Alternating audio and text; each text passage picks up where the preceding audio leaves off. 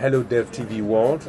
We're here today talking to a wonderful lady that's had experience on both sides of economic development projects.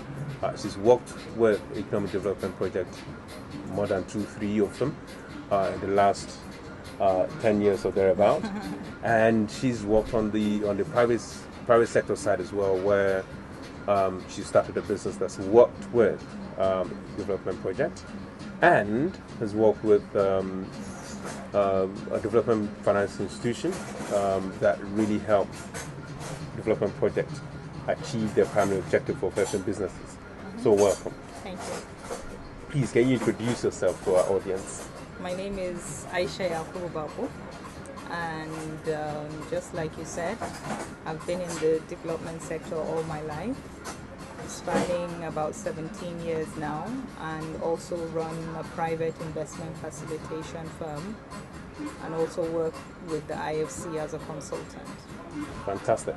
So, I mean, our interest here on DevTV really is just to find out what we as development professionals can be doing better. Since you've seen all of the aspect of development, you've been the target person that development project wants to work for, or work with, and then you've been on the other side where you're looking for companies to work with as a development professional. So what are the things that pops to mind in terms of what we can be doing and what we can be doing better than we're doing right now?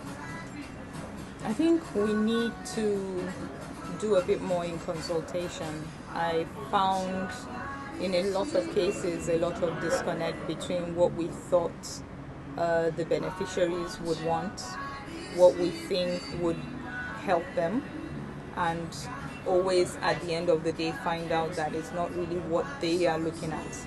And in terms of the private sector from their own side, it still comes down to the same consultation, because you do find them with a completely different impression of what the development sector does. You find people within the private sector thinking that just having a development partner is like a magic wand that just fixes your business automatically. Yeah. And that constant communication and consultation allows us to develop projects that would probably target them a bit better and understand the needs, so that we develop programs that close those gaps and meet those needs, while also getting them to understand the role they need to play to be able to work with us, And yeah, that's generally what I found. The funny thing is, though, it appears that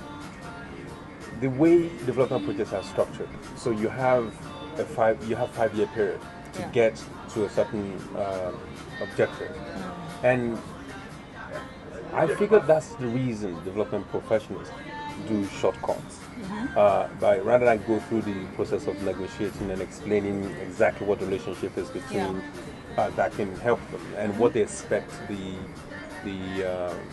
private sector partner to do and change.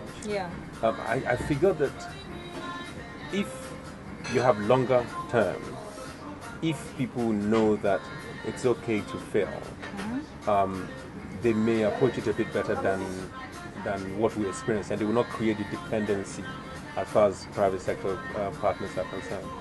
Not necessarily. I think these programs already have a target, so you have to also look at it from the perspective of the funders. The money that is raised to do these development programs comes from somewhere, and that somewhere provides that money based on a particular pitch that this is the problem we aim to solve. Now, you can't.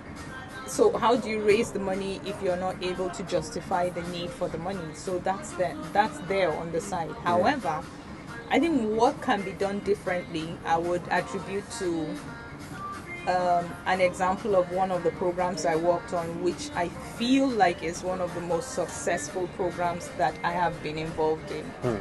And that was where it was a development partner, our program supporting a state government. And we had specific targets, but at the same time, our team decided to make that terms of reference so flexible that our deliverables were targeted more at, one, meeting a specific need, but also meeting other targets that we found on the ground. So it was so fluid that it allowed us to adjust even during the program, right? Okay. So our aim was basically help them set up a particular agency. However, we found a lot of different impediments on the way, different challenges, but also different opportunities that we didn't think about. And it was developed in such a fluid way that allowed us to get into opportunities that still helped to become a plus for the program, and also helped us eliminate some challenges by just taking them away and saying, okay, we're not going to do this, because if we do, this is not going to help us meet the overall objective at the end of the day. So probably becoming a bit more fluid than just an extension. Yes, some programs do require a lot more time to develop and to meet the targets, but others, I think, is allowing more flexibility in the implementation of the program. Once you get there, I mean, you plan programs at the very, very beginning and get back there and find it to be a completely different situation, and then what do? So that fluidity, that flexibility is essential. If you want to create 100,000 jobs, during your planning and everything, you've made a decision that creating these jobs at that time, the best and most constructive way would have been to work in the agribusiness sector. You go back to raise the funds, you get the financing, you get the funding, and come back and find the IT sector is now the in thing, and you've raised money to work in agribusiness. What you need to look at is the overall strategy, which is creating 100,000 jobs, and then be flexible enough to tweak it. Probably tweak it to get agrotech, which, or just completely face a different sector but still meet the target of creating jobs. So I mean, that's essentially from both the donor and the implementing company. Yeah. So the donor has to be responsive as well as the implementing company, right? Because some of the things that at least I've experienced in Nigeria here is that some projects are given a mandate to work in a particular sector and they can't do much about it. Yeah. Even when there's absolutely nothing happening in that sector. They still have to make magic happen. Exactly. So all of that just skews the behavior of the practitioner. Yeah. Okay. I mean, I know you're in a hurry, but I mean, thanks for sharing this with us.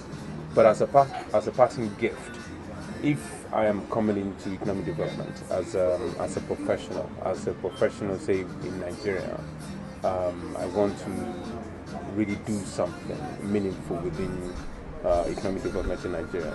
What are the things that you will recommend that I think about? Is that your phone?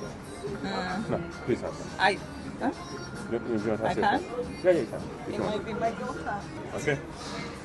So yeah, I'm starting up as a young graduate or a profession that's changing direction.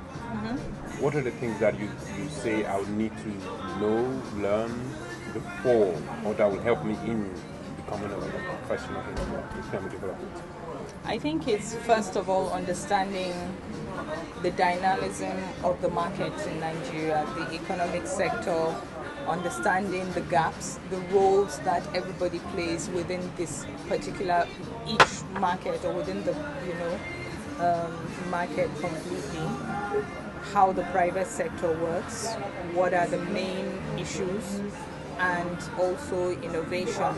How innovative can you be in helping them meet their challenges or overcome their challenges?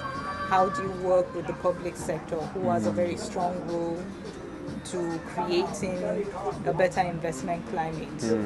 How do you work with the commercial banks, who kind of are largely, to a very large extent, very risk averse, So a lot of the challenges are found, well, there are many, but the main challenge probably at the top would be the access to finance, and it would be the business development, right?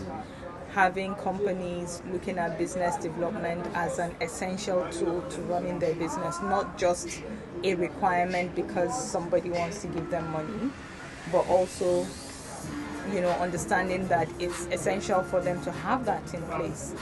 Getting the government to realize that actually creating a better business environment is a very, very strong access way for them to generate the higher IGR that they want all the time. As a professional, that requires a lot of analytic understanding of analysis, a lot of negotiation powers, and flexibility as well. No, thank you very much. Thank you for sparing the time to talk with us. We hope that you'll come back and we'll talk in greater detail No problem. on things. Thank you.